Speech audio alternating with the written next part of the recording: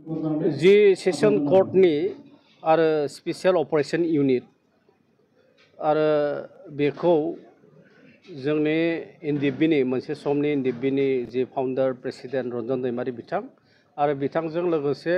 United Liberation Front of Assam जि दैदेनगिरि बिथांमोनखौबो सेसन कर्टआ मा होनना बुङो कुइट खालामदों जे बिथांमोना जेबो बेबायदि माने केस गैया आरो बिसेसकरि कुइट खालामनाय माने डिसमिस खालामबाय जिहेतु गासैबो दिनैनि तारिखआव मोनसे पिस प्रसेसआव फैदों आरो पिस प्रसेसआव फैखांनायनि उनाव मोनसे पलिटिकल नेगोसिएशनबो गभर्नमेन्ट अफ इन्डियाजों खालामबाय गभर्नमेन्ट अफ आसामबो खालामबाय आरो बेनिखायनो आफादफोरखौबो डिसबेन्ड खालामनाय जाबाय दा बेखिनि समाव जे स्पेशल अपारेशन यूनिटनि जायफोरनिखि केस बिथांमोननि एगेन्स्टआव दंमोन आरो बेखौ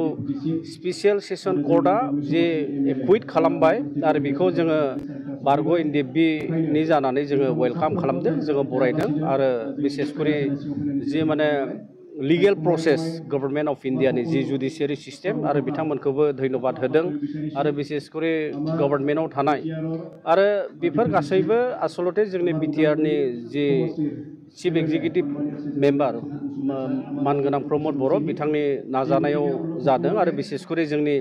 एक्स एनडिएफबि वेलफेयार एसोसिएशननि जि माने नाजानाय आरो बे नाजानायनि दारैबो बेफोर जादों मानो होनना बुङोब्ला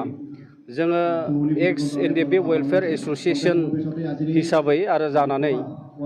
थांनाय देग्लाय दाननि जोङो 18 तारिखआव जोङो मिनिस्ट्रि अफ होम एफेयार्स नर्थ इस्ट डिभिजननि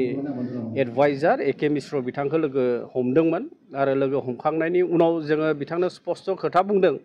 जे जिहेतु एकर्ड जाबाय आरो बिनि उनाव डिसबेन्डबो जाबाय आरो बेखिनि समाव दिनै 4 years अफ जोंनि ओनसोलाव मोनसे सान्थि परिबेस फैबाय आरो बेखिनि बेलायाव जि माने केसानो जायाथों मानो आरो बे केसफोरखौ थाब माने डिसमिस खालामनांगौ दाबो जोंनि बहुत माने कादार्सफोरा जोंनि लिडार्सफोरा जोंनि मेम्बार्सफोरा गोदो जेफोर केस आरो बे केसफोरा दाबो माने सम सम बेबायदिनो बुरखांजानाय जायो मालाबा बिथांमोननि एगेन्स्टआव सामन फैनाय जायो आरो बेनिखायनो गासैबो बाथ्राफोरखौ लानानै मिनिस्ट्रि अफ होम एफेयार्सनि नर्थ इस्ट डिभिजननि एडभाइजार एके मिश्र बिथांनो जोङो स्पष्ट खोथाफोरखौ जोङो बिथांनो फोरमायदों आरो बिथाङा खुब माने पेशेन्टलि खोनासंदों जे बे बाथ्राया नंथारगौ जिहेतु पिस एकर्ड जाखांनायनि उनाव बेबायदि खुनु माने केसफोरा आसलते थानो मोननाङा आरो बिथांमोननिबो नाजानाय थागोन बहाय होम मिनिस्ट्रिनिबो नाजानाय थागोन आरो बेनिखायनो जि स्पेशल अपारेशन यूनिटनि जाखिनि माने केस बिथांमोननि एगेन्स्टआव होनायमोन बेखौ सेसन कर्टआ बेखौ मा होनना बुङो डिसमिस खालामबाय आरो बेजों लोगोसे बाखि एनआईए आरो सीबीआई केसफोरबो दं आरो जों बेनिखायनो मिनिस्ट्रि अफ होम एफेयार्स आरो गभर्नमेन्ट अफ इन्डियानि होम मिनिस्टार बिथांखौ गांसे गोसोखां बिलाइनि दारै जोङो माने फोरमायनो नाजादों जे गासै जि केसानो थायाथों मानो जे एनडिएफबिनिफ्राय लानानै एक्स बिएलटिनिफ्राय लानानै एक्स बर' मा होनना बुङो भलन्टियार फर्सनिफ्राय लानानै जेथ' माने केस दं दिनैनि तारिखआव बेखौ once for all for the interest of पिसनि थाखाय जे मोनसे जेनेरेल एमनेस्टि होनांगौ बेबायदिबो जोङो दाबि दैखांदों मानो होनना बुङोब्ला जिहेतु जोंनि ओनसोलाव सान्थि फैबाय आरो बेनिखायनो केसफोर माबा बेफोर माने बाथ्राफ्रा बा जुडिशियारिनि जि सिस्टेम्सफोर बे सिस्टेम्सफोरखौ वान्स फर अल माने जेनेरेल एमनेस्टि होनायनि दारै बेखौ खनसे लागियावनो फोजोबस्रांनांगौ वान्स माने जेनेरेल एमनेस्टि होखांजोबखांनायनि उनाव आरो बहाय रंजन दैमारी बिथाङा जिथुनिखि सीबीआई केसनि दारै मोनसे लाइफ लं इमप्रिजनमेन्टनि जे मोनसे बार्डिक दं आरो बेफोरबो जोबगोन आरो बेजों लोगोसे एनआईनि केसनि दारै माखासे जोंनि सेंग्राफोर दं 2014 सनाव जाय बिथांमोनानोखि बहाय मा होनना बुङो नंगौब्लाबो नङाब्लाबो बिथांमोनखौ दाय होननानै माने जाबसिनना होनाय गासैबो बेफोर गिदिर गिदिर केस आरो खायफाफ्रा माने हें बेबायदिबो माने जाजमेन्ट मोनदों बेफोर गासैबो केसा जेब्ला